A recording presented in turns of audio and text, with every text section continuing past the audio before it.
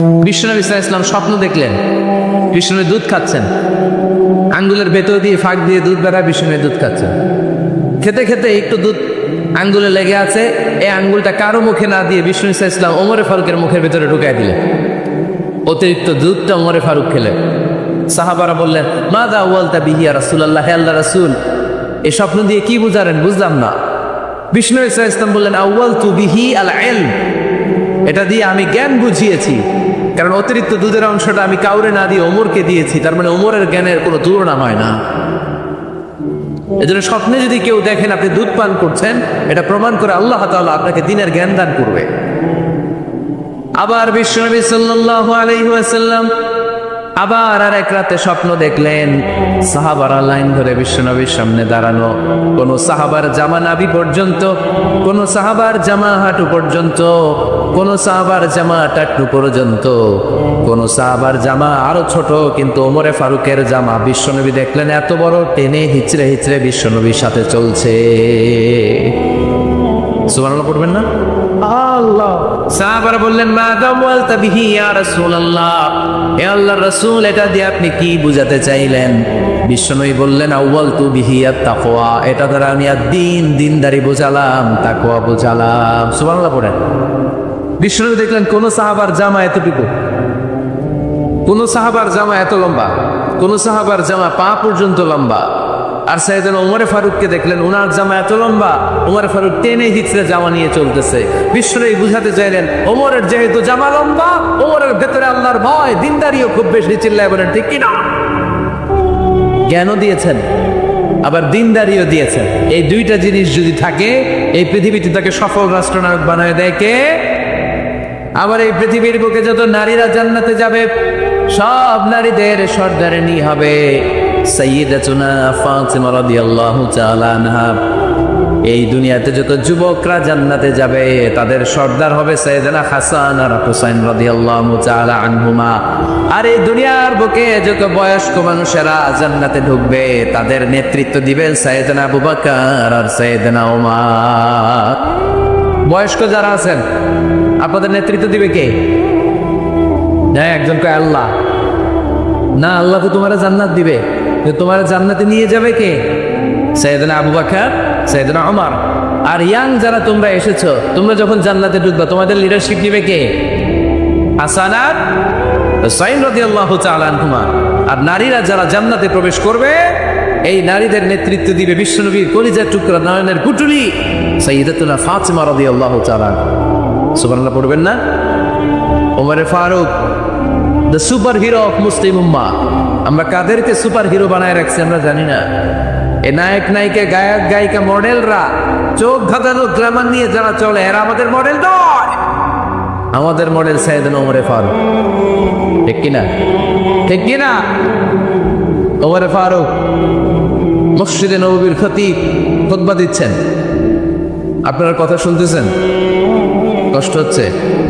মনোযোগ আছে না গেছে? আছে? আচ্ছা, আরো কয়েক মিনিট শুনবেন না? আচ্ছা। ওমরে ফারুক রাদিয়াল্লাহু তাআলা আনহু জুমার খুতবা দিচ্ছেন। ওমরে ফারুক জুমার খুতবা দিচ্ছেন। কিসের খুতবা? খুতবার মাঝখানে হঠাৎ চিৎকার মেরে বললেন, ইয়া সারিয়াত ইবনে জানিমিল জাবাল, ইয়া সারিয়াত ইবনে জানিমিল জাবাল, ইয়া সারিয়াত ইবনে জানিমিল জাবাল। মানে এই সারিয়া, এইদিকে না, জাবাল পাহাড়ের দিকে, জাবাল জাবাল, গো টু দা মাউন্টেন, পাহাড়ের দিকে যাও। এই কথা বলে আবার থেমে খুতবা দেওয়া শুরু করলেন। সাহাবারা আগামাথা কিছুই খুঁজে পেল না। আগের কথার সাথেও মিল নাই, পরের কথার সাথেও মিল নাই। জুমার নামাজ শেষ। সাহাবারা বললেন, আমিরুল মুমিনিন, খলিফাতুল মুসলিমিন ওমরে ফারুক জুমার খুতবা দেওয়ার সময় হঠাৎ চিৎকার মেরে বললেন, ইয়া সারিয়াত ইবনে জানিমিল জাবাল। আপনার এই বাক্যের সাথে আপনার খুতবার আগের কথার কোনো মিল পেলাম না, পরের কথারও কোনো মিল পেলাম না। আপনি বুঝিয়ে বলেন কেন বলেছেন, আমরা তো বুঝলাম না। সাইয়েদনা ওমরে ফারুক বলেন, আমি যখন জুমার খুতবা দিচ্ছি, হঠাৎ আমার চোখের মধ্যে ভেসে উঠলো ওই যে গত কয়েক মাস আগে আমি আমার মুসলিম সেনাপতিকে ইরানে পারস্যে ওই ইরানের বিশাল রাজ্যে যুদ্ধের জন্য পাঠিয়েছি। আমি দেখলাম যুদ্ধের একটা ভয়ঙ্কর মুহূর্তে আমার মুসলিম সেনাপতি ভুল দিকে চলতে আরম্ভ করেছে। বাম দিকে তার পাহাড়, ডান দিকে উপত্যকা। ডান দিকে যদি সে চলে যায়, উপত্যকায় চলে যায়, শত্রু বাহিনীর হাতে ধরা খেয়ে সব মারা যাবে।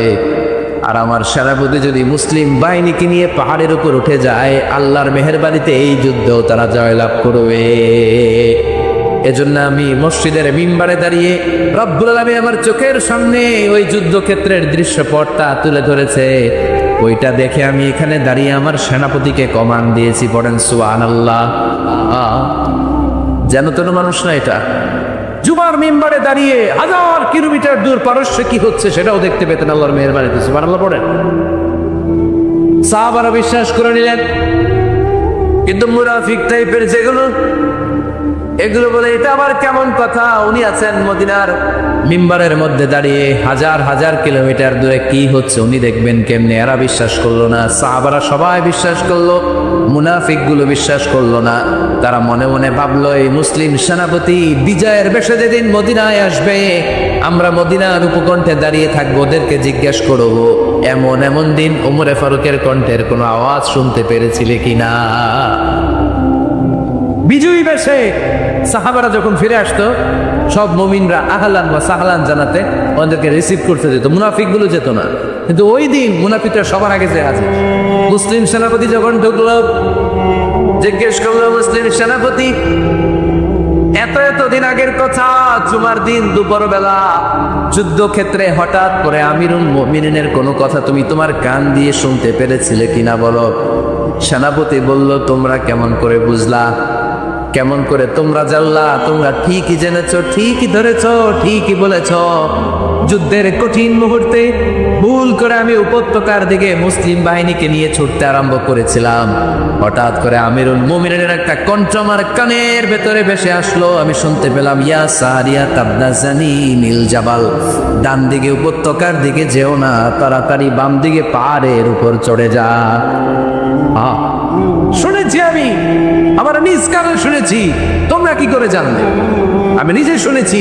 সেদিন আমিরুল মুমিনিনের এই ইনস্ট্রাকশন, এই গাইডলাইন যদি আমরা ফলো করতে না পারতাম, শত্রু বাহিনীর হাতে আমরা কচু কাটা হতাম। আমাদের চেহারা, আমাদের আত্মীয় স্বজনরা তোমরা কেউ দেখতে পেতে না। পড়েন সুবহানাল্লাহ। This is our super hero. আমাদের সুপার হিরোর নাম কি? চিল্লায় বলতে হবে, ওমরে ফারুক রাদিয়াল্লাহু তাআলা আনহু। এভাবে গাইডলাইন দিয়েছেন উম্মাহকে, এভাবে ইনস্ট্রাকশন দিয়েছেন। ওমর ফারুকের ব্যাপারে বিশ্বনবী বলেছেন, আশাদ্দুম ফি আমরিল্লাহি উমর, আল্লাহর জমিনে আল্লাহর দ্বীন বাস্তবায়নের ক্ষেত্রে আমার ওমরে ফারুকের চাইতে কঠিন কেউ ছিল না।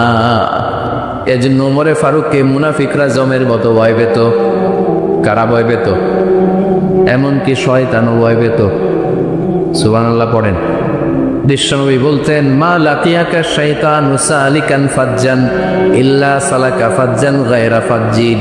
ওমর, তোমার যদি ইবলিস শয়তান এই রাস্তা দিয়ে হেঁটে আসতে দেখে, ইবলিস শয়তান এই রাস্তা রেখে দিয়ে অন্য রাস্তা দিয়ে হাঁটে। ওমর, তুমি যদি এই রাস্তা দিয়ে হাঁটো, শয়তান জীবন ওই রাস্তা দিয়ে হাঁটবে না, এই রাস্তা দিয়ে আরেক রাস্তা দিয়ে হাঁটে। সুবহানাল্লাহ করতে পারলেন না? আল্লাহর হাবিব সাল্লাল্লাহু আলাইহি ওয়াসাল্লামের স্ত্রীরা মাঝে মাঝে রাসূল সাল্লাল্লাহু আলাইহি ওয়াসাল্লাম বায়না ধরতো, নবী আমাদেরকে এইটা দেন, ওইটা দেন, আমাদের ঘরে এইটা নাই, ওইটা নাই। বিশ্বনবীকে, আমার কাছে কিচ্ছু নাই, থাকলে এমনি থাকো, নাইলে যাও। কিন্তু বিবিরাও ছাড়ে না, নবী আমাদের এইটা দেন, ওইটা দেন, বায়না ধরছে সব বিবিরা। বিশ্বনবীর স্ত্রী ছিল কয়জন? হ্যাঁ, কয়জন? 11 জন। দাসী 2 জন, সব মিলে 13 জন। 11 স্ত্রী ধরছে, নবী এটা দেন, ওইটা দেন। বিষ্ণু বলে কিছু নাই, স্ত্রীরাও ছাড়ে না। ইন দ্য মিন টাইম বিষ্ণুনবী হঠাৎ একটা সালাম শুনতে পেলেন। কে যেন দরজার মধ্যে এসে দাঁড়িয়ে নক দিচ্ছে আর বলছে, আসসালামু আলাইকুম রাহমাতুল্লাহ। বিষ্ণুনবী সালামের উত্তর দিলেন, ওয়ালাইকুম আসসালাম রাহমাতুল্লাহ। আর বিষ্ণুনবী বুঝতে পেলেন এটা সাইয়েদনা ওমরে ফারুকের কণ্ঠ। কার কণ্ঠ? সালামের উত্তর দিয়ে বিবিদের দিকে তাকায় দেখে একটা বিবিও নাই, সব অন্দরমহলে দৌড়। সুবহানাল্লাহ কইবেন না? এটারে ভয়ের কারণে দৌড় এটা বলে না, শ্রদ্ধার কারণে, তার হাইবাতের কারণে। হাইবাত, পার্সোনালিটি, এটাকে বলে হাইবাতে ওমর। ওমরে ফারুকের হাইবাত, পার্সোনালিটি এত স্ট্রং ছিল, ওনাকে দেখলেই মানুষ ভয় পেত, ইসলামের জন্য ভয়। সুবহানাল্লাহ পড়তে হবে। বিশ্বনবীর কলিজার টুকরা স্ত্রী আম্মা জান আয়েশা রাদিয়াল্লাহু তাআলা আনহা, উনি নিজে ওমরে ফারুককে ভয় পেতেন, নিজেও ভয় পেতেন। মাঝে মাঝে বিশ্বনবীর সাথে ঝগড়া হয়ে গেলে, মধুর ঝগড়া, ভালোবাসার ঝগড়া যদি হয়ে যেত, বিশ্বনবী বলতেন আয়েশা চলো মিটমাট করে ফেলি, ঝগড়া করে আর কয়দিন থাকো, চলো মিটমাট করি। তো মিটমাট করার জন্য রাজি আছো? আম্মা জান আয়েশা বলতেন হ্যাঁ রাজি আছি। তো কারে আনা যায়? ওমরে ডেকে আনি মিটমাট করার জন্য। আয়েশা রাদিয়াল্লাহু তাআলা আনহা বলে ওরে বাপ রে বাপ, ওমর না না না, ওমর গালিজ, ওমরে ফারুকের ভয় লাগে আমার। সুবহানাল্লাহ কইবেন না? বিশ্বনবী যখন বলতেন আয়েশা তাহলে তোমার আব্বুকে ডেকে আনি, আম্মা জান আয়েশা বলতেন ঠিক আছে আব্বুরে ডেকে নিয়ে আসেন। আবু বকর রাদিয়াল্লাহু তাআলা আনহুরে ডেকে নিয়ে আসেন। আমার আব্বুর মতো নরম দিলের মানুষ আমি জীবনে দেখি নাই। আবু বকর রাদিয়াল্লাহু তাআলা আনহু খুব নরম দিলের লোক ছিলেন, তার বিপরীতে ওমরে ফারুক ছিলেন খুব কঠিন মেজাজে। দুইটাই লাগে, কথা কও, নরমও যেমন লাগে গরমও লাগে। নরম গরমের সমন্বয় দরকার আছে নেই? আমার সুপার হিরো ওমরে ফারুক রাদিয়াল্লাহু তাআলা আনহু। আমরা যাদের আমাদের ছোট্ট বাচ্চা আছে, ঘরে 2 বছর 3 বছরের শিশু আছেন আমাদের, রাতের বেলা দেখুন খেতে চায় না, খালি মায়ের জ্বালায়। তো মা তখন বলে এই খাও নাইলে ভূত আসবে, ওই যে বিড়াল বিড়াল আসবে, বাঘ আসবে, ভাল্লুক আসবে, এগুলো বলে না? এগুলো বলে ভুলিয়ে বালিয়ে বাচ্চাকে ভয় দেখেই খাওয়াতে চায়। লক্ষ্মীপুরে আপনারা কিসের ভয় দেখান? হ্যাঁ, ভূতে? কিসের কিসের? বাঘের? কালা বিলাই, কাওয়াসার। আচ্ছা, তো এই যে বাঘ আসবে, ভাল্লুক আসবে, এই তাড়াতাড়ি খাও, বাঘ আসবে। বাঘের কথা শুনলে বাচ্চারা খেয়ে ফেলে ভয়ে, এই ভূত আসলো, ভূত তাড়াতাড়ি খা, না খাইলে ভূতে ধরবে, তো খা, সাথে সাথে খায়। মদিনাতে যখন ওমরে ফারুক রাদিয়াল্লাহু তাআলা আনহু মদিনার খলিফা, তখন মদিনার বাচ্চারাও মাদেরকে এরকম জ্বালাতো, খেতে চাইতো না। মায়েরা খাবার নিয়ে বাচ্চাদের পেছনে ঘুরতো। তখন মদিনার মায়েরা বাচ্চাদেরকে বলতো তাড়াতাড়ি খাও, হা হুয়া ইয়াতি ওমর, হুয়া ওমর, তাড়াতাড়ি খাও, ওই যে ওমর আসতেছে, ওমর ওমর আসতেছে শুনলেই বাচ্চারা তাড়াতাড়ি খেয়ে ফেলতো, বাঘের মতো ভয় পেত, চিল্লায় পড়েন আল্লাহু আকবার। মুসলিম ইতিহাসে প্রথম চিফ জাস্টিস আবু বকর রাদিয়াল্লাহু তাআলা আনহু যখন খলিফা, চিফ জাস্টিস বানাই দিয়েছেন ওমরে ফারুককে। সর্বপ্রথম কোরআন সংকলনের পরামর্শ দিয়েছেন সাইয়েদনা ওমরে ফারুক। এই যে কোরআন 114 সূরা 30 পারা, আগে কি এরকম ছিল? কথা কন না কেন? আগে গাছের পাতায় লেখা ছিল, পশুর চামড়ায় লেখা ছিল, ওটের হাড্ডির মধ্যে লেখা ছিল কোরআন। এভাবে যখন হাফেজে কোরআন সাহাবারা শহীদ হতে আরম্ভ করলো, এক যুদ্ধে টানা 70 জন হাফেজে কোরআন সাহাবা নিহত হলেন, শহীদ হলেন। ওমরে ফারুক তখন আবু বকর রাদিয়াল্লাহু তাআলা আনহুর কাছে যেয়ে বললেন, আবু বকর আপনি কোরআন জমা করেন, সব কোরআনের কপিগুলো একসাথে করে এরকম একটা কোরআন করেন। আবু বকর বললেন না, আমার নবী যেটা করেন আমি এটা করতে পারি না। কিন্তু ওমরে ফারুক ছাড়েন, আর এটা করেন, করলে ভালো হবে, গোটা মুসলিম উম্মাহ উপকৃত হবে। বারবার বারবার বারবার সাইয়েদনা আবু বকর রাদিয়াল্লাহু তাআলা আনহুকে এত জোরাজোরি করতেছিলেন, অবশেষে আবু বকর রাদিয়াল্লাহু তাআলা আনহু বললেন, ওমরে ফারুকের জোরাজোরিতে এই কাজের জন্য আল্লাহ তাআলা আমার হৃদয়টারে খুলে দিলেন, আল্লাহ আমার হৃদয়ের ভিতরে ইলহাম করে দিলেন। আর আল্লাহ বুঝাতে চাইলেন, আবু বকর ওমরের কথাই শোনো, ওমর যেটা বলে তেমন তাই করো।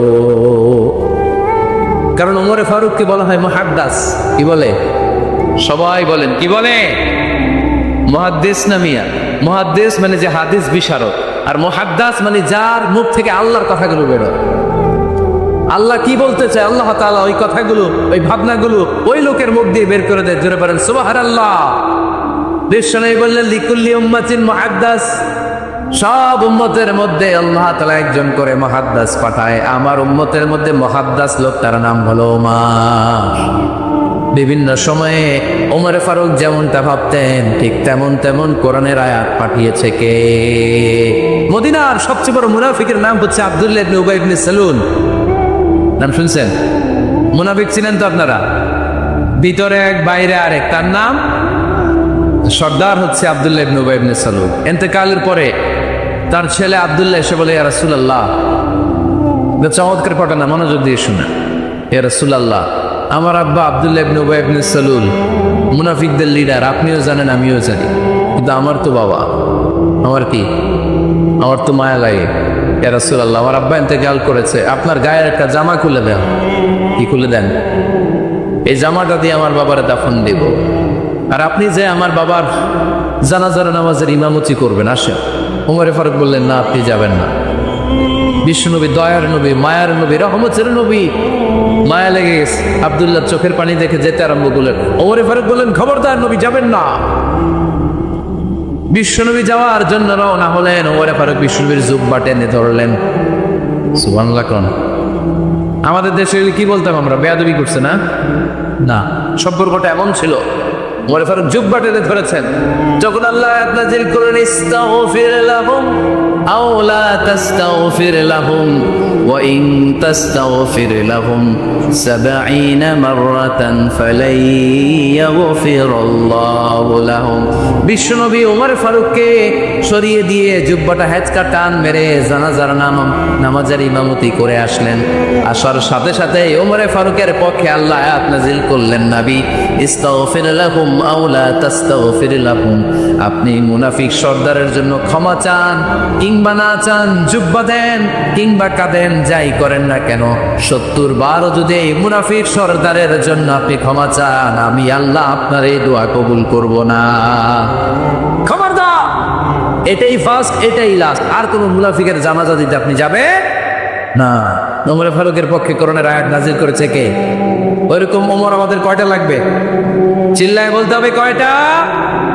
কারণ সাইয়েদনা ওমর ফারুক আমাদের অনুপ্রেরণা, সাইয়েদনা আবু বকর আমাদের অনুপ্রেরণা, হামজা আমাদের অনুপ্রেরণা, সাইয়েদনা বেলাল ইবনে রাবাহ আমাদের অনুপ্রেরণা। নায়ক নায়িকা, গায়ক গায়িকা আমাদের অনুপ্রেরণা নয়। বিশ্বনবী মসজিদুল হারামের পাশে দাঁড়িয়ে রাতের এশার সালাত আদায় করছিলেন। ওই টাইমে বিশ্বনবী সূরাতুল হাক্কা তেলাওয়াত করছিলেন। কোন সূরা? সূরাতুল হাক্কা বিশ্বনবী তেলাওয়াত করছেন। ওমরে ফারুক মন্ত্রমুগ্ধ হয়ে বিশ্বনবীর কণ্ঠের তেলাওয়াত শুনে, বিশ্বনবীর তেলাওয়াতের কণ্ঠ আমাদের কণ্ঠের মতো নাকি? বিশ্বনবীর কণ্ঠ কারি বাসাতের কণ্ঠের মতো? আহমদ বিন ইউসুফের কণ্ঠের মতো? আমার নবীর কণ্ঠের সুরের ঝংকারের সাথে পৃথিবীর কোন কারি সাহেবের তুলনা চলবে? কত মধু, কত সুন্দর, কত অসাধারণ তেলাওয়াত করতেন আমার বিশ্বনবী। একবার তেলাওয়াত শুনলে পাগল না হয়ে কেউ থাকতে পারত না। বিশ্বনবী ওমরে ফারুককে দেখেন নাই। ওমরে ফারুক লুকিয়ে লুকিয়ে বিশ্বনবীরে ফলো করে। বিশ্বনবী এশার সালাতে সূরা হাক্কা তেলাওয়াত করতে আরম্ভ করলেন। তেলাওয়াত করতে করতে করতে করতে বিশ্বনবী সামনের দিকে যেতে লাগলেন। বিশ্বনবীর চমৎকার কণ্ঠের তেলাওয়াত শুনে ওমরে ফারুক মুগ্ধ হতে লাগলো। ওমরে ফারুক অবাক, কিরে, এত সুন্দর শব্দের গাঁথুনি, এত সুন্দর বাক্য, এত সুন্দর অন্তমিল, এত সুন্দর কথা, এটা কবিতার মতো লাগে। মনে হয় মোহাম্মদ কবি হয়ে গেছে। কি হয়ে গেছে? সবাই বলেন, মনে হয় মোহাম্মদ কবি হয়ে গেছে, কাব্য প্রতিভা দিয়ে নিজেই কবিতা বানাইছে। ওমরে ফারুক যখন মনে মনে ভাবলেন এগুলো মনে হয় মোহাম্মদ কবিতা পড়ে, মোহাম্মদ মনে হয় কবি হয়ে গিয়েছে। ইন দ্য মিন টাইম বিশ্বনবী তেলাওয়াত করছিলেন সূরা হাক্কা থেকে, ওয়ামা হুয়া বিকাউলি শাইরিন কলিলাম মা তুমিনুন। এর অর্থ হলো, এটা কোনো কবির বানানো কবিতা নয়, তোমরা অল্প সংখ্যক লোকই এই কোরআনের উপরে ঈমান আনো। সুবহানাল্লাহ পড়েন। বিশ্বনবী ওমরে ফারুককে দেখছে নাকি? কথা কয় না, দেখেছে না? বিশ্বনবীর মতো তেলাওয়াত করে যাচ্ছে। ওমর ফারুক যখন মনে করলেন, কিরে, এই কথাগুলো এত সুন্দর, এটা মনে হয় কবিতা। ইন দ্য মিন টাইম বিশ্বনবী যে আয়াতটা তেলাওয়াত করছিলেন, কোইন্সিডেন্টলি দৈবাত মিলে গিয়েছে। ওই আয়াতের অর্থ ছিল, এটা কোনো কবির বানানো কবিতা না, খুব অল্প সংখ্যকই তোমরা ঈমান আন। এবার তো ওমর ফারুক আটকে ওঠেন। ঘটনা কি?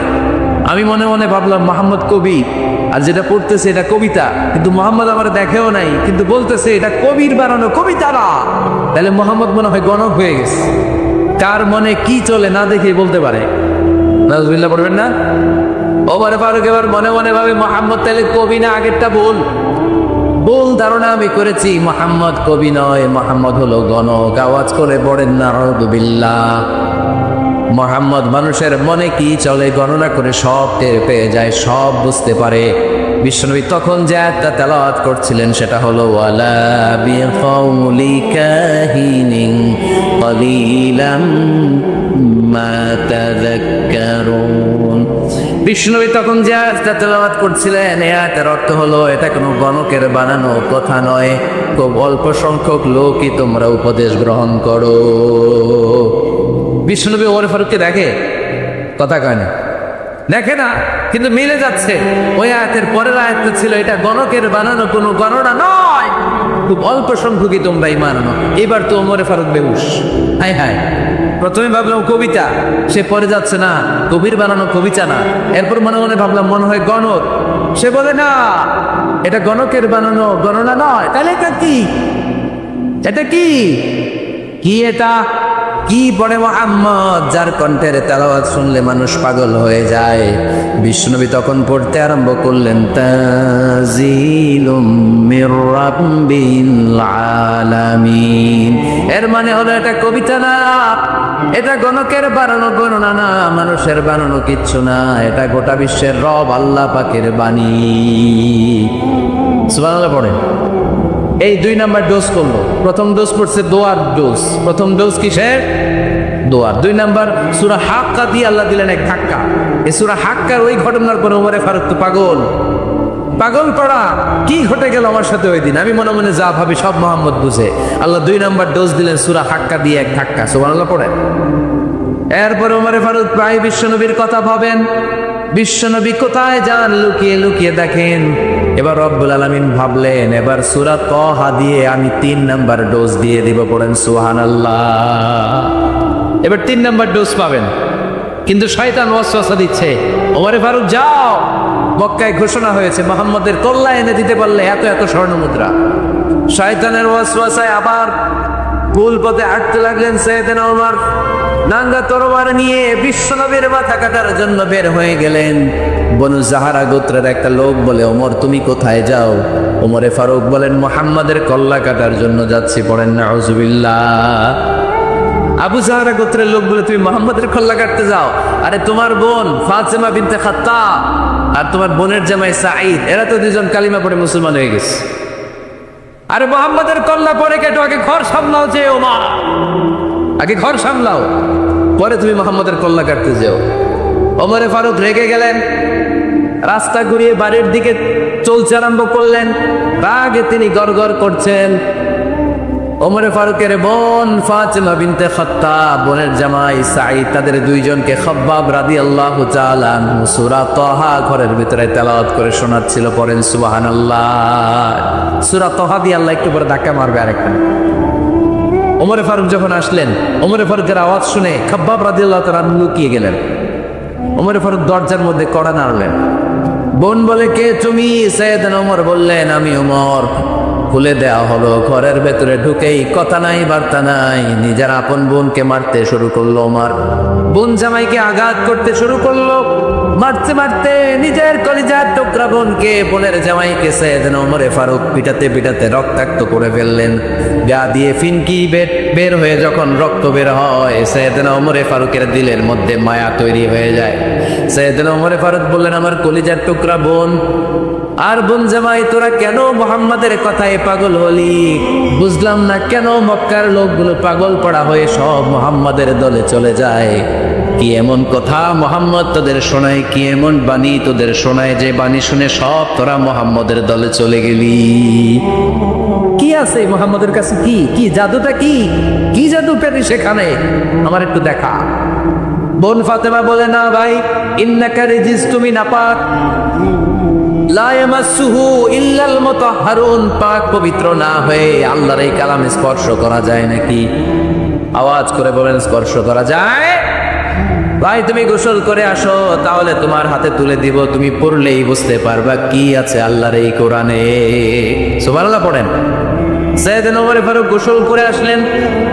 বোন এবার সূরা তাহা চামড়ার মধ্যে সূরাতু তাহার কিছু অংশ লিখে খাব্বাব রাদিয়াল্লাহু তাআলা লুকিয়েছিলেন ওনার হাত থেকে। সূরা তাহার অংশটা নিয়ে সাইয়েদনা ওমরে ফারুকের বোন ওমরে ফারুকের হাতে দিয়ে বলল, ভাই তুমি আসার আগে এই অংশটা সবাই মিলে তেলাওয়াত করছিলাম। ওমরে ফারুকের হৃদয়টা তখন একেবারে নরম, কারণ আগে ধাক্কা খাইছি কয়টা, জোরে বলতে হবে।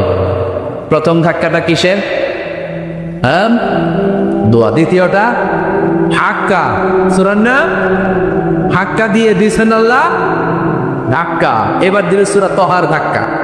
ওমরে ফারুক হাতে নিলেন, খুব ভালো আরবি জানতেন, চমৎকার আরবির অর্থ বুঝতেন, কারণ আরবি ভাষাভাষী মানুষ। হাতে নিয়ে নজর দেওয়ার পরে ওনার চোখ দিয়ে দাঁড় দাঁড় করে পানি বের হয়ে গেল। ওমরে ফারুক আয়াতগুলোর দিকে তাকিয়ে পড়তে আরম্ভ করলেন, তহা মা আনজালনা আলাইকাল কুরআনা লিতাশকা ইল্লা তাযকিরাতান লিমান ইয়াখশা তানজিলাম মিম্মান খালাকাল আরদা ওয়াস সামাওয়াতিল উলা। পড়েন সুবহানাল্লাহ। উনি পড়তে আরম্ভ করলেন, তহা মা আনজালনা আলাইকাল কুরআনা লিতাশকা, এই কোরআনকে হতভাগা জাতি হিসেবে থাকার জন্য তোমাদের উপর নাজিল করি নাই। তানজিলাম মিম্মান খালাকাল আরদা ওয়াস সামাওয়াতিল উলা, এটা ওই রবের পক্ষ থেকে, ওই সত্তার পক্ষ থেকে নাজিল হয়েছে, যেই রব জমিন তৈরি করেছেন, যেই রব বিশাল সুবিশাল আকাশও তৈরি করেছে। সুবহানাল্লাহ পড়েন। সূরা তহার এই চমৎকার অসাধারণ শব্দ গাঁথুনি দিয়ে এই আয়াতগুলো যখন পড়তে আরম্ভ করলেন, ওমরে ফারুক আর নিজের উপর ব্যালেন্স রাখতে পারলেন না, আর ধরে রাখতে পারলেন না। এবার ডাইরেক্ট অ্যাকশন। এবার কি 3 নাম্বার ধাক্কা খেয়ে, সূরা তহার ধাক্কা খেয়ে আর সামলাতে পারলেন না, পাগলের মতো হয়ে গেলেন। বলতে আরম্ভ করলেন, আইনা মুহাম্মদ, মুহাম্মদ কোথায়? সাইয়েদনা খাব্বাব বললেন, বিশ্বনবী সাফা পাহাড়ের পাদদেশে দারুল আরকাম ইবনে আবিল আরকামের ঘরে বসে বসে লুকিয়ে লুকিয়ে কোরআনের দাওয়াত দিচ্ছে। ওমর, তুমি যদি মুহাম্মদ সাল্লাল্লাহু আলাইহি ওয়াসাল্লামের দেখা পেতে চাও, তাড়াতাড়ি দারুল আরকামের ঘরের দিকে ছুটে যাও। ওমরে ফারুক তলোয়ার নিয়ে ছুটলেন, পাগলের মতো ছুটলেন, আর ধৈর্য ধারণ করতে পারেন না। বিশ্বনবীর নূরানি চেহারাটা একবার দেখার জন্য পাগলের মতো ছুটতে আরম্ভ করলেন। ওমরে ফারুককে দারুল আরকামের কাছে আসতে দেখে বিশ্বনবীর চাচা হামজা ইবনে আব্দুল মুত্তালিব এসে বলে, নবী তাড়াতাড়ি দারুল আরকামের ঘর থেকে আপনি পালিয়ে অন্য কোথাও চলে যান। ওই যে ওমর ইবনে খাত্তাব নাঙ্গা তলোয়ার নিয়ে আপনার উপর আক্রমণ করার জন্য ছুটে আসছে গো নবী। বিশ্বনবী বললেন, ও আমার সাহাবারা, ও আমার চাচা হামজা, সবাই আপনারা সরে যান, ওমরে আসতে দেন, ওমরে বাধা দিয়েন না। কারণ কিছুদিন আগে তাহাজ্জুদের নামাজ পড়ে আমি আল্লাহর কাছে একটা বিশেষ দোয়া করেছি, আমার মন বলছে ওই দোয়াটা আল্লাহ কবুল করতে শুরু করেছে। ওমরে ফারুক চলে আসলেন, এসে কোনো কথা নাই, চিৎকার দিয়ে বললেন, আশহাদু আল্লা ইলাহা ইল্লাল্লাহ ওয়া আশহাদু আন্না মুহাম্মাদান আবদুহু ওয়া রাসূলুহু, আমি সাক্ষ্য দিলাম আল্লাহ এক, অদ্বিতীয়, আল্লাহ ছাড়া কোনো ইলাহা নাই, নিশ্চয় আপনি মুহাম্মদ আল্লাহর বান্দা এবং রাসূল। সুবহানাল্লাহ পড়েন। এই কালমা শাহাদাতের ভেতরে আল্লাহর কথা, আমার নবীর কথা ঢুকিয়ে দিয়েছে কে? ঝিনুকের ভেতর লুকিয়ে থাকে যেমন মতি, ঝিনুকের ভেতর লুকিয়ে থাকে যেমন মতি, কালমা শাহাদাতে আছে আল্লাহর জ্যোতি, কালমা শাহাদাতে আছে আল্লাহর জ্যোতি। পড়েন, ঝিনুকের ভেতর লুকিয়ে থাকে যেমন মতি, ঝিনুকের ভেতর লুকিয়ে থাকে যেমন মতি, কালমা শাহাদাতে আছে আল্লাহর জ্যোতি, কালমা শাহাদাতে আছে আল্লাহর জ্যোতি। পড়েন আল্লাহু আকবার। ওই শাহাদাতের জ্যোতি সাইয়েদনা ওমর ফারুকের হৃদয়টারেও জানা করে দিল।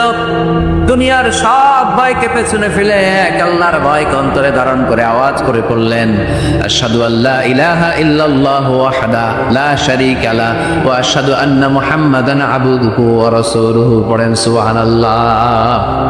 3টা ধাক্কা, 6টা, সবাই বলতে হবে কয়টা? প্রথম ধাক্কাটা দোয়া, দ্বিতীয় ধাক্কা হাক্কা, তৃতীয় ধাক্কা সূরা তাহা 3টা ধাক্কার মাধ্যমে সাইয়েদনা ওমর ফারুককে মুসলমানদের লিডার বানায় দিল কে? ওমর ফারুক কালিমা পড়ে মুসলমান হয়ে গেছে। মুসলিম সাহাবাদের মধ্যে আনন্দের বন্যা বয়ে গেল। বিশ্বনবী খুশি হয়ে গেলেন, আল্লাহ শুকরিয়া করলেন, আল্লাহ তুমি আমার দোয়া ফিরিয়ে দাও নাই। আমি বলেছি দুজনের একজনকে চাই, তুমি ওমরে ফারুককে দান করেছো, বলেন আলহামদুলিল্লাহ। এবার ওমরে ফারুক বিশ্বনবীর প্রশ্ন তুললেন, নবী আলাসনা আলাল হক, আমি প্রশ্ন করি উত্তর দেন, আমরা কি সত্যের উপর নাই? বিশ্বনবী বললেন, বালা ওমর, আমরা এই সত্যের উপরে আছি। আমাদের কোরআন কি সত্য নয়? বিশ্বনবী বললেন, কোরআনও সত্য। আমাদের রব আল্লাহ কি সত্য নন? বিশ্বনবী বললেন, সত্য। ওমরে ফারুক বললেন, তাহলে ফিমাল ইখতিফা, তাহলে লুকিয়ে লুকিয়ে আর গোপনে দাওয়াতি কাজ কেন? আপনি সত্য নবী, কোরআন সত্য কিতাব, আমার রব আল্লাহ সত্য, আর আমি ওমর কালিমা পড়ে মুসলমান হয়ে গিয়েছি, তাহলে ফিমাল ইখতিফা, আর লুকিয়ে লুকিয়ে কোরআনের দাওয়াত দিবেন কেন? বের হন, মক্কার শহরের মাঝখানে চলে আসেন, চিৎকার করে আমরা আল্লাহর নামের ঘোষণা দেব। বিশ্বনবী ডেকে বললেন, না ওমর, এটা মাক্কি জীবন, ওমর এটা মাক্কি জীবন, এখানে দাওয়াতি কাজ করব লুকিয়ে লুকিয়ে, আস্তে আস্তে। আল্লাহ যখন আমাদেরকে বিজয়ী করে দিবেন, তখন আমরা প্রকাশ্যে দাওয়াত দিলে কোনো সমস্যা নাই। সাইয়েদনা ওমর ফারুক বলেন, না ও নবী, আমার উপর ছেড়ে দেন, আমি দেখবো আপনি আমারে শুধু মক্কার জামিনে একটা মিছিল দেওয়ার অনুমতি দেন। কিসের অনুমতি? আল্লাহর নামের তাকবীর দেওয়ার অনুমতি দেন। বিশ্বনবী বললেন, ঠিক আছে, সাবধানে তাকবীর দিও। ওমরে ফারুক তাকবীর দেওয়ার জন্য লোক খুঁজতে আরম্ভ করলেন। মুসলিম 11 জন সাহাবাকে খুঁজে পেলেন। কয়জন? ওমরে ফারুক বললেন 11 জনই চলবে।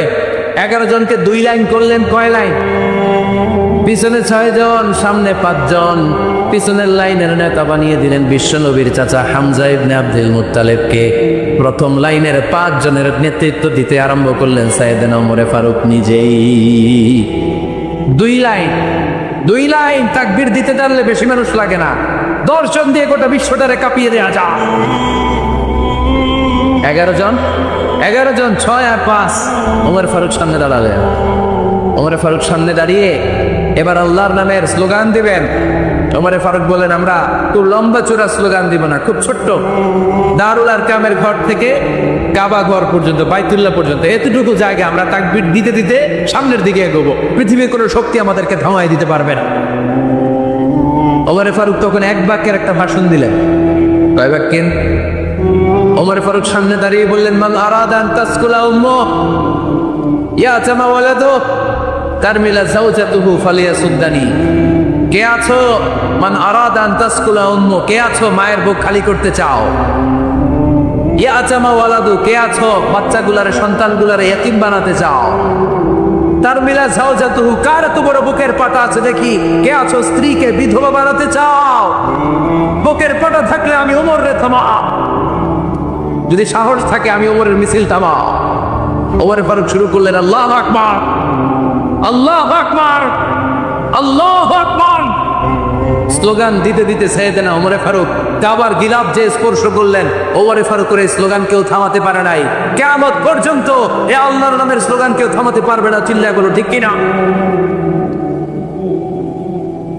ওমর ফারুকের স্লোগান সেদিন মক্কায় কেউ থামাইতে পারছিল? আওয়াজ করে বলতে পারছিল?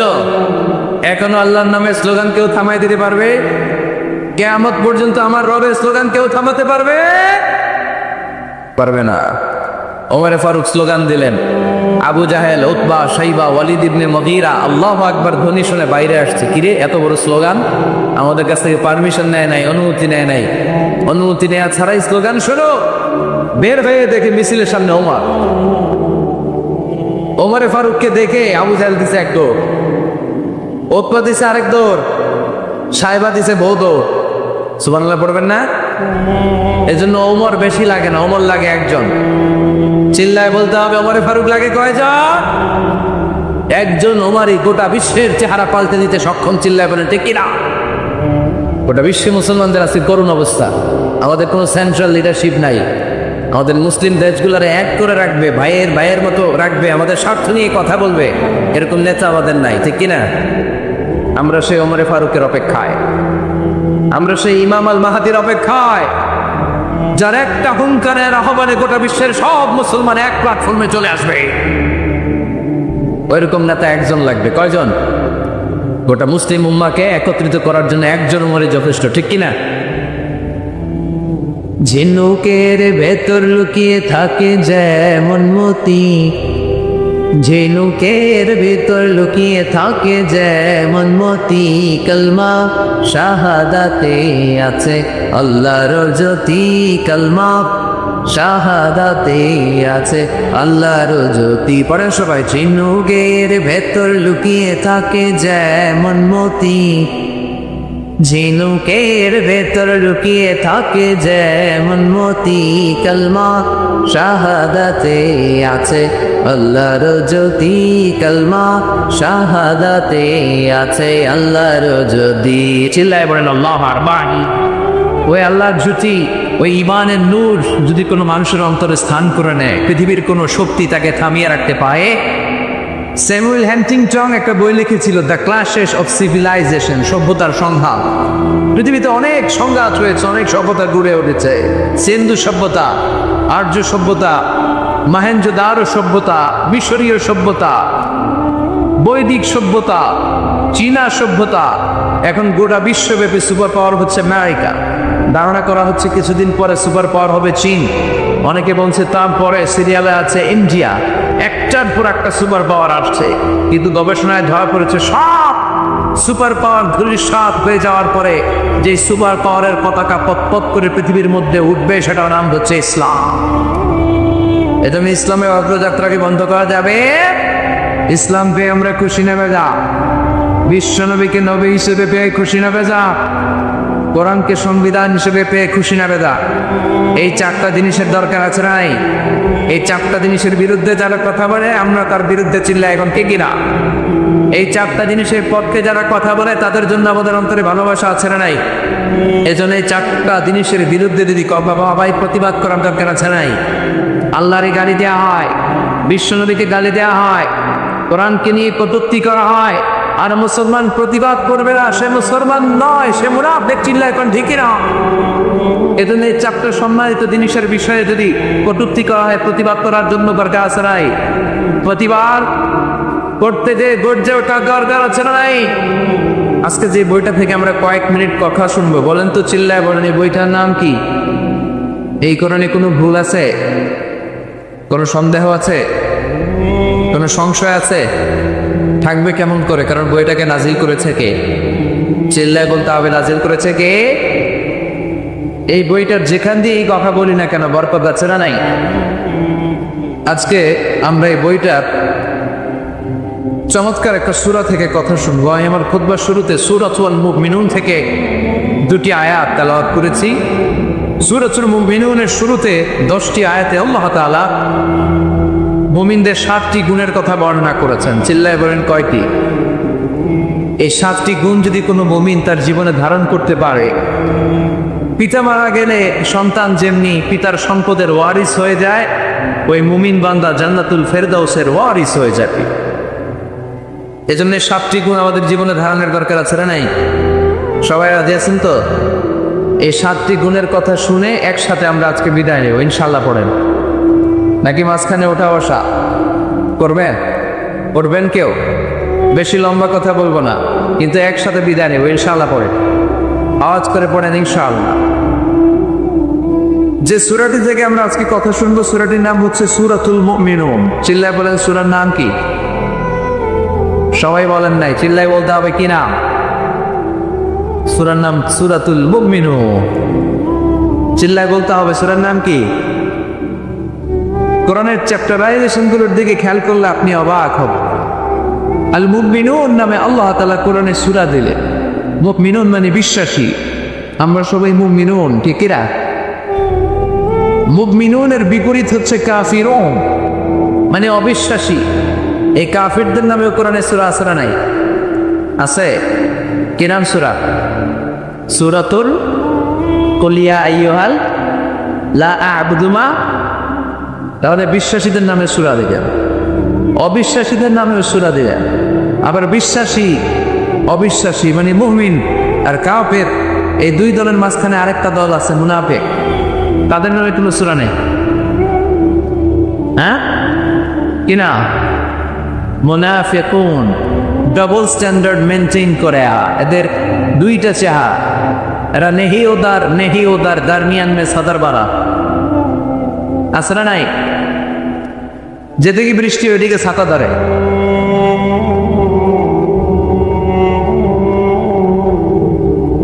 যখন যারা ক্ষমতায় তখন তাদেরকে তেল মারে। এখন অবশ্য ক্ষমতার পরিবর্তন নাই, এখন একটা দলই মারবে, আছে না নাই? এরা উপর দিয়ে ফিটফাট, ভিতর দিয়ে হ্যাঁ। সদরঘাট দেখছেন টিভিতে? সদরঘাট কি এখনো ফিটফাট হয় নাই? এরা উপরে ফিটফাট, ভিতরে সদরঘাট। এরা নেহি এদার দারমিয়ান মে সাদার বাদার। দুই নৌকায় পড়া দিলে যা অবস্থা, এদের সেই অবস্থা। এরা ডানেও না বায়েও না, কই যাবে দিছেও যায় না। মাঝে মাঝে মনে হয় একটা বুজুর্গ লয়ে থাকলে আল্লাহ রহমত পাওয়া যায়। আবার মাঝে মাঝে কয় না, শাহবাগের মঞ্চে উঠে বক্তব্য দেয়, তাহলে টাকার বান্ডিল পাওয়া যায়। এরা হচ্ছে মুনাফিক, দুমুখোশা, এদেরকে চিনা যায় না। আল্লাহ এদেরকে বলেছেন মুজাজ্জাবিন, লা ইলাহা উলা ওয়ালা ইলাহা বুলা। এরা এদিকেও যায় না, ওইদিকেও যায় না। এরা দুদেল বান্দা। এরা কি? চিল্লায় বলতে হবে, এরা কি? দোদেল বান্দা, কালমা চোরে না পায় শ্মশান, না পায় ঘোর, দিন থাকিতে আয়রে পথে ছাইরা দে ভণ্ডামি, ভণ্ডামি ভণ্ডামি ভণ্ডামি, ছাইরা দে রাম। নামাজ কালাম পড়ে না, ইবলিশ শয়তানের নানা। আছে এরকম? নামাজ নাই, রোজা নাই, যাকাত নাই, হজ নাই, ইসলাম নাই, জিকির নাই, উনি পীর সাহেব, উনি মারে পথের লিডার। আসলে এটা মারে পথ না, এটার দরকার মায়ের পথ, ঠিক কিনা? সারা বছর একদিনও গোসল করে না, এরকমও বান্ধবীর আছে না নাই? 365 দিন আল্লাহর, একদিনও গোসল করে না, কখনোই গোসল করে না। পুরো বছরে গোসল নাকি করে একবার, আর যেদিন করে ওই দিন ওর গোসলের পানি মুরিদরা সব খায়া পালায়। আছে না নাই? এগুলোর সাথে ইসলামের কোনো সম্পর্ক আছে? দোদেন বান্দা কালমা চোরে না পায় শ্মশান, না পায় ঘোর, দিন থাকিতে আইরে পথে ছাইরা দে ভণ্ডামি, ভণ্ডামি ভণ্ডামি ভণ্ডামি, ছাইরা দে ভণ্ডামি। জিকিরা ডাবল স্ট্যান্ডার্ড মেনটেন করে, দুমুখোশা, এদিকেও না ওদিকেও না, নেহি আদা নেহি ওদার, মুখে এক, ভিতরে এক, বাইরে আরেক, তার নাম মুনাফিক। কথা বলেন, ভিতরে এক, বাইরে আরেক, তার নাম মধু হই দই, সব মুখস্থ। মধু হই হই বিষ হাবাইলা, মানে বলে মধু, বাটিতে করে নিয়ে আসছে, বলে মধু, আসলে কি এটা? কি মুমিন না মুনাফিক? তো এই মুনাফিকদের নামেও কোরআনে সূরা আসরা নাই। তো মুমিনুনদের নামে আল্লাহ তাআলা কোরআনে সূরা দিলেন, কাফিরদের নামে আল্লাহ তাআলা কোরআনে সূরা দিলেন। আবার মুমিনও না, কাফিরও না, জানেও না, বায়াও না, মাঝখানে মুনাফিক, এদের নামে আল্লাহ তাআলা কোরআনে সূরা দিলেন। পড়েন সুবহানাল্লাহ। এখন বলেন, the decision is yours, choice হচ্ছে আপনার, দ্য চয়েস ইজ ইয়োর্স, সিদ্ধান্ত আপনার। আপনি কি কাফিরদের দলে যাবেন, না মুনাফিকদের দলে যাবেন, নাকি মুমিনদের দলে যাবেন? আল্লাহ তুমি তৌফিক দাও। তো মুমিনদের দলে যেতে হলে মুমিনদের যে কোয়ালিটি, ক্যারেক্টারিস্টিক্স থাকা চাই, সেগুলো আমাদের মধ্যে থাকার দরকার আছে, নাই? আসল সম্মানিত ভাইয়া, আজকের এই চমৎকার রজনীতে, এই দামি মুহূর্তে আমরা আল্লাহর কোরআন থেকে আলোকিত হই। Let's enlighten our life. আসুন এই কোরআন থেকে নিজেদেরকে আলোকিত করি, জেনে নেই কি কি গুণাবলী একজনের মুমিনের থাকা চাই। যেগুলো না থাকলে একজন মানুষ মুমিন দাবি করতে পারে না। সূরার নাম হচ্ছে সূরাতুল মুমিনুন। তবে মনে রাখতে হবে ঈমানটা হতে হবে পরিপূর্ণ, ঈমানটা হতে হবে খন্ডিত নয়, পুরোপুরি ঈমান, পাক্কা ঈমানদার, কিছু বাংলা কিছু সাল্লাম। এটা কি মুমিন হতে পারে? আপনি যদি বলেন কোরআনের অর্ধেক মানি বাকি অর্ধেক মানি না, মুমিন? আওয়াজ করে বলেন সে কি মুমিন? ইসলামের যে জায়গাগুলো, যে কথাগুলো, যে বিধান, যে ভার্ডিক্ট গুলো মানতে তার সহজ লাগে ওগুলো মানে, যেগুলো কঠিন ওগুলো মানে না, সে কি মুমিন? মিষ্টি খাওয়ার সুন্নাত মানে, মায়ের খাওয়া যে সুন্নাত ওইটা মানে না, এরকম জায়গাটা ছেড়া নাই। সুন্নাতে শুধু নয় সুমধুর আলাপ, আর সুন্নাত হলো হুঙ্কার গর্জ। সুন্নাতে শুধু নয় নির্জন ধ্যানে যাওয়া, আর সুন্নাত হলো পাথরের আঘাত পাওয়া। মোহাব্বতে তার সুদিনের সাথী তুমি, দুর্দিনেও তার পাশে থাকো কি? আরো কিছু সুন্নাত আছে তুমি জানো কি? জানলেও জীবনে কখনো তা মানো কি? সুন্নাতে নাই শুধু দাওয়াতের মেহমান, সুন্নাতে নাই শুধু খাওয়া শেষে মধুপান। আরো কিছু সুন্নাত আছে তুমি জানো কি? জানলেও জীবনে কখনো তা মানো কি? চিল্লায় বলেন ঠিক না? তার মানে মানলে আপনাকে পুরোটাই মানতে হবে, ইসলামকে খণ্ডিত করে মানা যায় না। It's a total package, it's a total package.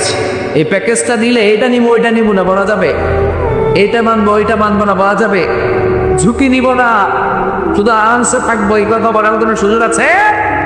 আফাতুমিনুনা বিবাদিল কিতাবি ওয়া তাকফুরুনা বিবাদ। কোরআনের কিছু বলবা আর কিছু ছাড়বা, তাহলে তুমি মুমিন নও, তুমি মুনাফিক, তুমি কাফের। চিল্লায় বলেন ঠিক কি না? যার মানে বোঝা গেল ঈমানটা হতে হবে পরিপূর্ণ ঈমান। আবার আল্লাহ বললেন ঈমানটা হতে হবে নির্ভেজাল ঈমান। কার কথা? والذين آمنوا ولم يلبسوا إيمانهم بظلم أولئك لهم الأمن وهم مهتدون।